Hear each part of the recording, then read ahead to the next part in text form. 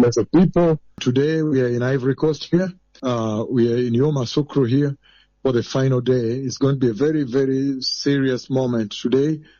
I've seen rain. The Lord showed me that before I came from Kenya. And today I saw rain in the night.